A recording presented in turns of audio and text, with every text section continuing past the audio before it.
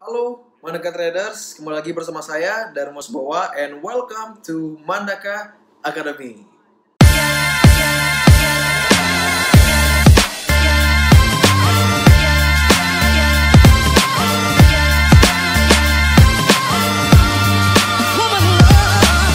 So, sebelum kita mulai video kali ini, silakan subscribe terlebih dahulu YouTube channel Mandaka Academy. Hidupkan lonceng notifikasi, like and share kepada seluruh teman-teman Anda semuanya jika video ini bermanfaat dan dapat memberikan sedikit insight kepada Anda tentang sekiranya bagaimana sih kondisi perekonomian di dunia saat ini dengan adanya sebuah berita yang kita bisa lihat sendiri.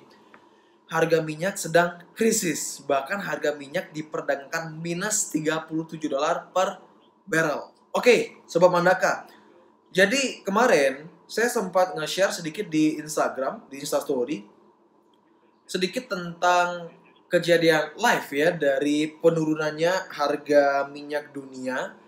Yang dimana kita tahu bahwa kita sebenarnya sedang menyaksikan terbentuk sebuah sejarah baru, krisisnya harga minyak dunia, yang dimana di snapgram saya tersebut cukup populer, banyak yang nge-view dan banyak yang komen juga, DM di Instagram pribadi saya dan DM di Instagram Mandaka, request untuk saya buatkan full insight-nya yang lebih lengkap lagi ya, dan yang bikin orang tertarik, banyak yang banyak tanya karena saya sempat sedikit memberikan intermezzo, saya ngebahas tentang akan terjadi yang namanya, bukan akan ya, bisa saja terjadi yang namanya global debt crisis yang akan mengarah kepada global economic recession.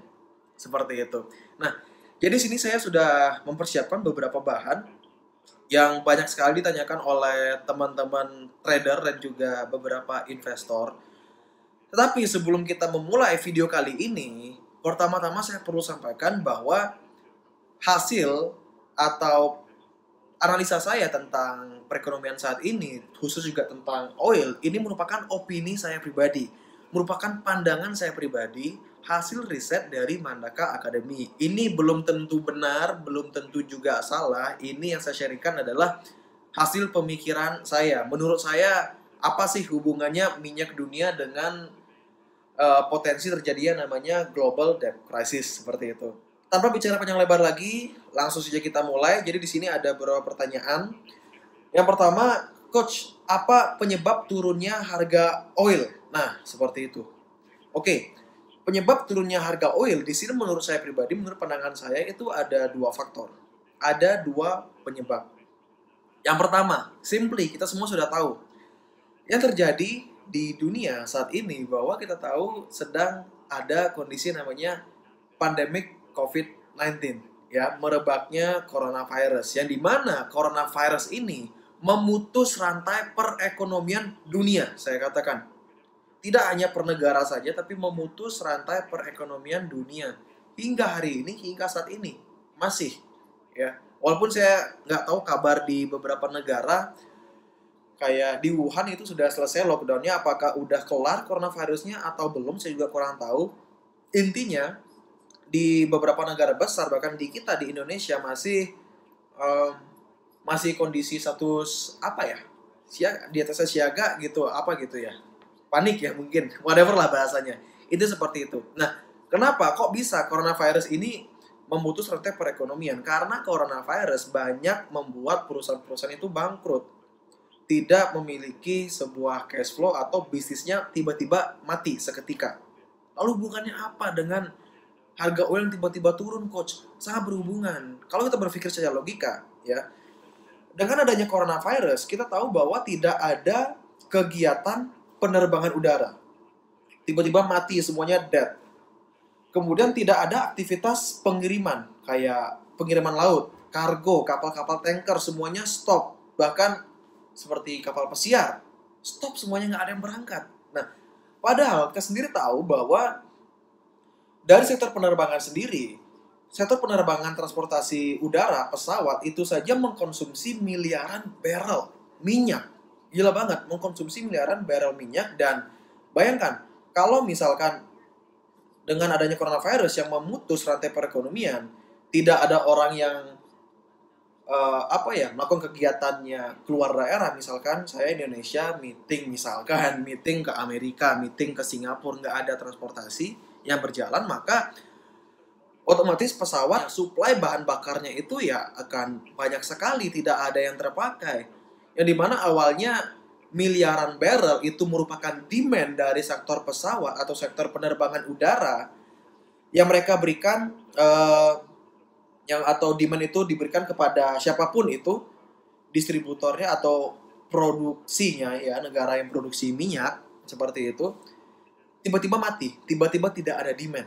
Yang awal tidak, karena tidak ada penerbangan, penyimpanan dari minyak bahan bakar itu banyak, otomatis tidak ada demand. Maka secara otomatis demand awalnya miliaran barrel tersebut tiba-tiba menjadi nol.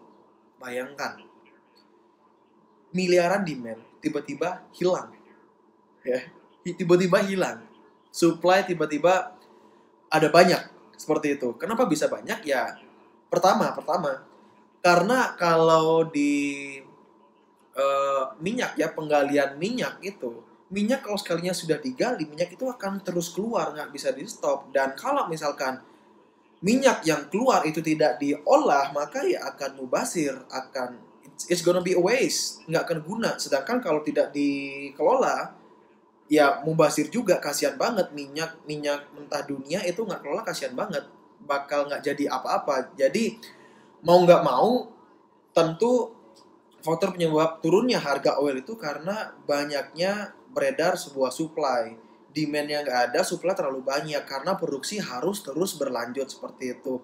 Kemudian kargo juga nggak ada yang berangkat ya kan, kargo pengiriman dari laut misalkan kapal pesiar misalkan, nggak ada yang jalan juga kan, di sana mengkonsumsi bahan bakar minyak yang cukup tinggi juga, betul. Nah itu mati semua. Kemudian sektor pariwisata itu mati juga. Loh, kok apa hubungannya pariwisata dengan konsumsi minyak?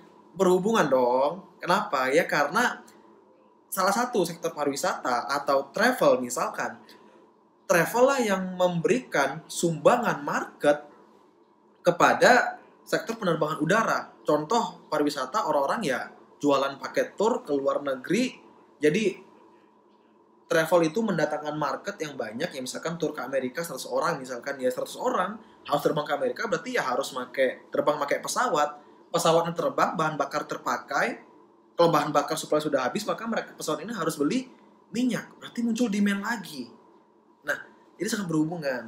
Oke, jadi itu dia salah satu faktor yang pertama kenapa harga minyak di dunia itu bisa turun banget, karena oversupply. Nah, lalu yang kedua, faktor kedua ini merupakan suatu hal yang saya pribadi percayai ya.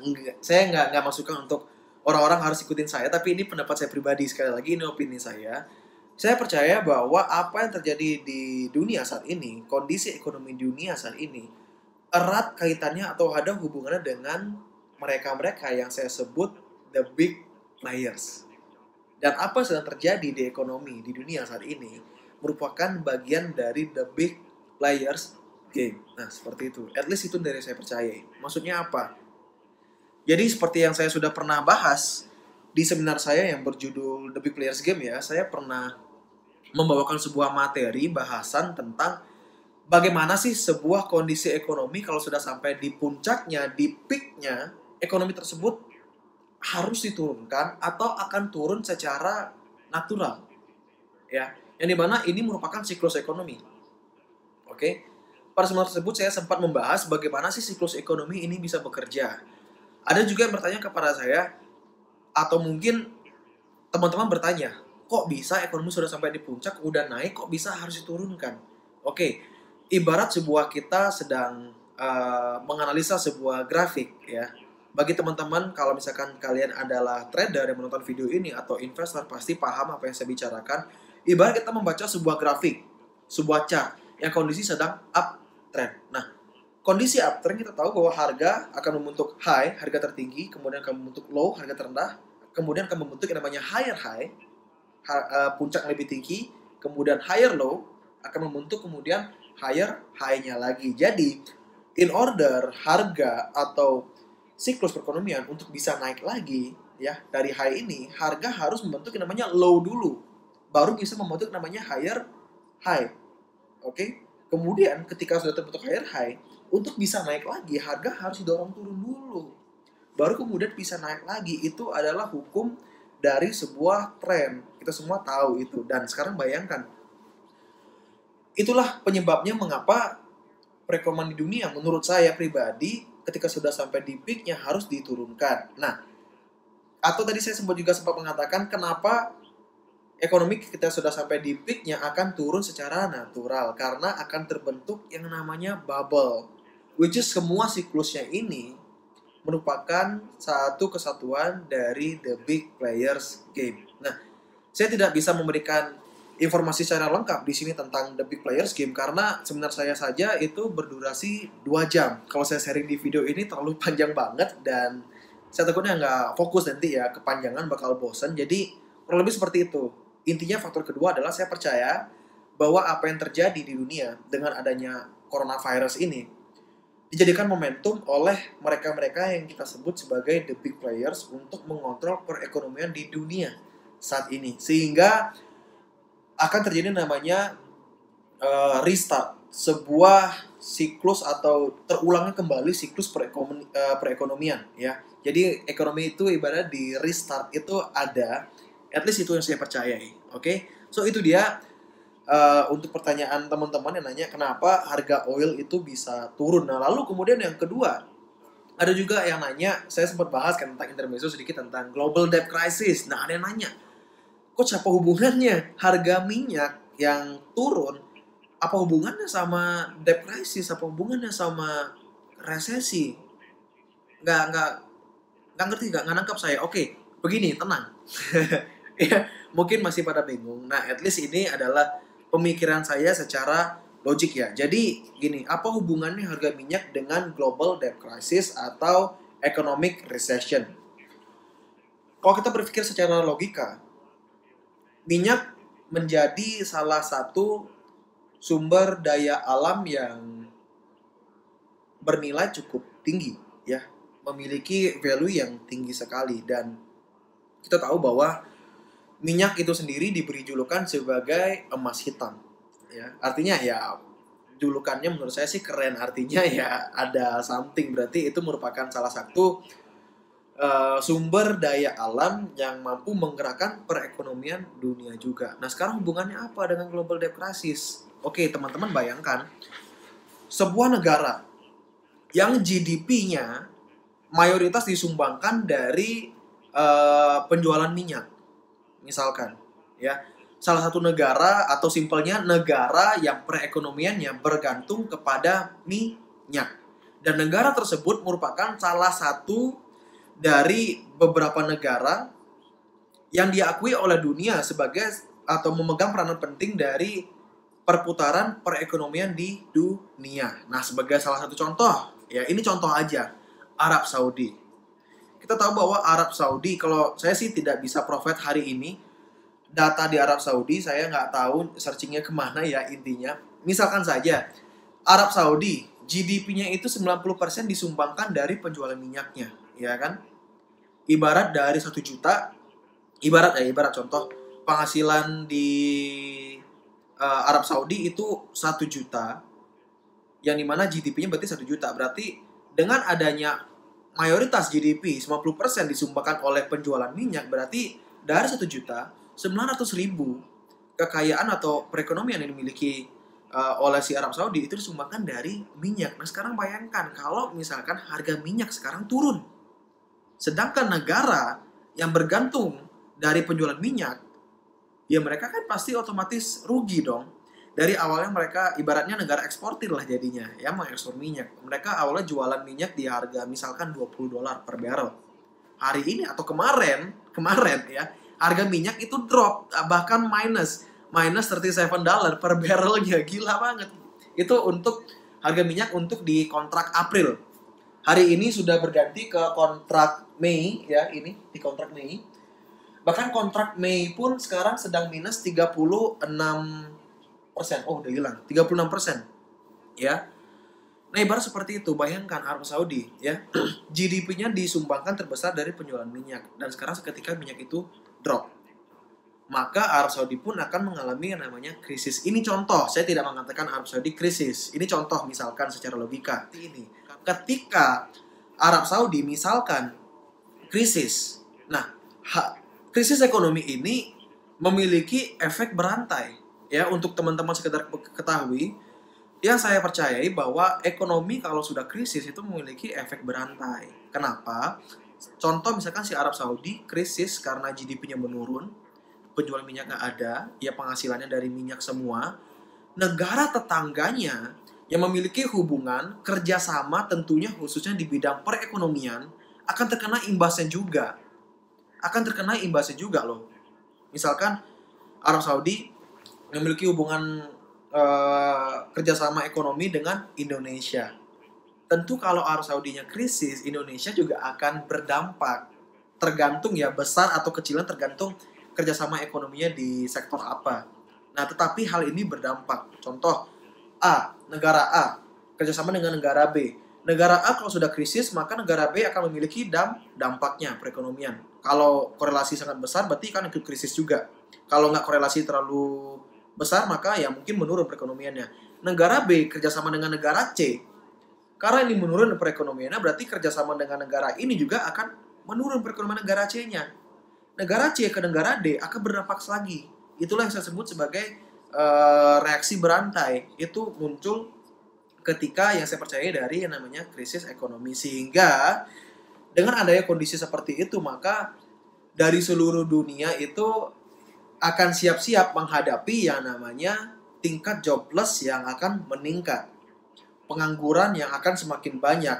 Seketika jika hal tersebut terjadi, yang ngerinya adalah jika efek berantai ini semakin besar, maka kita akan siap-siap menghadapi yang namanya jobless yang saya katakan. Terutama bagi negara ya. Karena seketika tiba-tiba unemployment rate sebuah negara itu tiba-tiba akan meledak. Tinggi banget. Tingkat pengangguran akan menjadi banyak. Kenapa? Ya karena negara krisis, maka pengusaha-pengusaha, perusahaan-perusahaan dalam negara tersebut juga ya pasti akan mengalami kendala ekonomi. Ya, banyak yang susah mem-PHK karyawan, bahkan ada yang sampai bangkrut. Ya. Ketika banyak karyawan yang di PHK, perusahaan-perusahaan bangkrut, banyak tingkat pengangguran, bayangkan apa yang terjadi. Akan tercipta yang namanya global debt crisis. Kenapa bisa global? Karena efeknya berantai negara-negara. Oke, itu sudah menjadi global. Debt crisisnya apa? Ketika seseorang sudah di PHK, tidak memiliki penghasilan dong tentunya, ya, nggak punya penghasilan. Karena nggak punya penghasilan, maka orang-orang nggak bisa bayar hutang. Dari saya punya hutang di bank, karena saya dipecat, saya nggak punya gaji, saya nggak bisa bayar hutang. Lalu kalau saya nggak bisa bayar hutang, ujung-ujungnya saya apa? Saya jual aset, ya kan? Saya jual aset misalkan aset saya di saham. Bayangkan, miliaran orang dari seluruh dunia menjual aset sahamnya mereka. Misalkan satu saham ya, contoh aja. Berarti akan tercipta namanya oversupply lagi. Maka harga-harga pasar saham akan crash, akan turun. Oke? Kemudian mungkin orang akan jual aset properti mereka. Bayangkan dari seluruh Indonesia misalkan aja. Harga properti yang nilainya 1M, seketika 1 juta orang menjual properti secara berbarengan. Pakai judul BUC lagi. Waduh, kan ngeri banget. Dari yang 1M, tiba-tiba harga satu properti menjadi misalkan 50 juta. Murah banget, berarti harganya kan drop. Maka pasar properti akan nyungsep lagi, sama kayak saham nyungsep juga. Yang dimana hal tersebut akan membawa kita semua menghadapi yang namanya economic recession dan berujung kepada global depression seperti itu. Jadi itu dia kaitannya dengan yang namanya turunnya harga minyak ini dengan global debt crisis. Kurang lebih seperti itu, dan itu adalah opini saya pribadi, pandangan saya pribadi. Oke. Nah, lalu pertanyaan yang ketiga di sini ada yang bertanya kepada saya, Coach, kira-kira dengan turunnya harga oil ini berdampak nggak sih terhadap perekonomian di Indonesia? Nah, di sini saya jawab menurut logika saya. Menurut saya pribadi, turunnya harga oil ini berdampak kepada negara kita di Indonesia. Yang memang kita juga tahu bahwa Indonesia kita tercinta ini merupakan salah satu negara yang memproduksi minyak. Nah, cuman yang saya tidak ketahui adalah apakah turunnya harga minyak ini akan mempengaruhi atau berdampak positif ataukah berdampak negatif ke Indonesia? Kenapa saya belum bisa menjawab? Kenapa? Karena begini. Logika simpelnya, ini akan berdampak karena kita tahu di Indonesia banyak terdapat sebuah mega big company yang dimana mereka berlandaskan pada sektor mining, gas, mining tambang, gas, terus ada batu bara, ada kelapa sawit, banyaklah sektor-sektor tersebut ya, ada banyak mega big company yang tentunya di sektor tersebut memiliki korelasi dengan minyak tentunya. Sudah pasti karena penggunaan alat-alat berat, apalagi mining ya, tambang segala macam ya. Nah cuman yang saya nggak tahu adalah apakah dengan menurunnya harga minyak saat ini, apakah perusahaan-perusahaan tersebut diuntungkan? Ya, apakah perusahaan-perusahaan tersebut mendapatkan keuntungan dari turunnya harga minyak ini, terutama di kelapa sawit misalkan, atau di mining, di gas, di batu bara, apakah diuntungkan? Saya nggak tahu.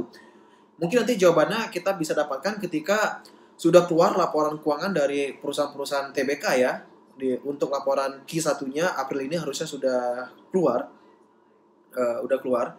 Kita bisa cek nanti di beberapa sektor. Jadi untuk teman-teman yang nonton video ini punya PR ya, silahkan dicek juga di laporan keuangan beberapa sektor perusahaan yang bergerak di bidang tambang. Ada yang di kelapa sawit, gas, dan batu bara. Coba dicek aja. Kalau misalkan meningkat karena adanya karena efek dari penurunan harga oil ini, perusahaan-perusahaan tersebut mendapatkan atau membukukan laba keuntungan yang tinggi atau yang meningkat, otomatis ya akan menyumbangkan GDP juga ke Indonesia ya. Kalau itu positif kepada perusahaan-perusahaan tersebut, maka GDP Indonesia akan meningkat. Maka korelasi dengan Indonesia adalah ya berdampak positif. Mata uang rupiah akan menguat seperti itu. Di lain sisi, kalau misalkan berdampak negatif di sektor-sektor perusahaan di dalam Indonesia ini, laba mereka menurun, ya berarti GDP Indonesia juga ikut menurun. GDP menurun, maka ya simply logikanya mata uang Indonesia juga akan menurun nilai mata uangnya. Oke? Jadi dengan adanya hal tersebut, secara otomatis juga pergerakan perekonomian di Indonesia juga akan menjadi lesu. Nah, seperti itu. Oke, jadi kurang lebih itu 3 pertanyaan yang paling banyak ditanyakan ya. Ya, udah semua. Jadi itu yang paling banyak ditanyakan dari teman-teman. Jadi saya sudah ngebahas pertama, apa yang menyebabkan harga oil kontrak futuresnya untuk kontrak bulan April itu drop. Bahkan sekarang bulan Mei pun juga udah drop. Di bulan Juni diprediksi akan drop juga, gila banget. Ya, alasan kenapa ya karena tadi saya udah jawab. Pertama karena ada coronavirus, kemudian yang kedua salah satu permainan dari the big players game. Lalu hubungannya dengan global debt crisis itu apa ya? Karena berdampak memiliki reaksi berantai. Jika salah satu negara yang perekonomiannya bergantung dari penjualan minyak itu mengalami sebuah krisis. Oke. Lalu yang pertanyaan ketiga, hubungan dengan perekonomian di Indonesia, itu saya belum bisa jawab sekarang, tetapi kalau saya pribadi, saya masih melakukan riset, saya masih perlu melakukan riset apakah akan positif atau negatif. At least tadi ada beberapa indikator yang kita bisa ukur, yaitu dari perusahaan-perusahaan mega big company di bidang sektor-sektor tadi saya sebutkan. Ada mining, batu bara, dan lain-lainnya. Kalau positif ya berarti positif untuk Indonesia, seperti itu. Oke, jadi sekian video ini saya buat, semoga bisa bermanfaat, semoga bisa memberikan insight kepada teman-teman semuanya. Sekali lagi, saya katakan, ini adalah hasil opini saya pribadi, hasil riset singkat saya, belum lengkap karena saya belum memprovide data apapun, masih on process ya, seperti itu. So, sekali lagi, jika video ini bermanfaat untuk Anda, silakan subscribe YouTube channel kami, Mandaka Academy, untuk notifikasi, like and share, bagikan kepada seluruh teman-teman Anda semuanya. Oke? So, sampai jumpa di video selanjutnya, sampai jumpa di Mandaka Academy.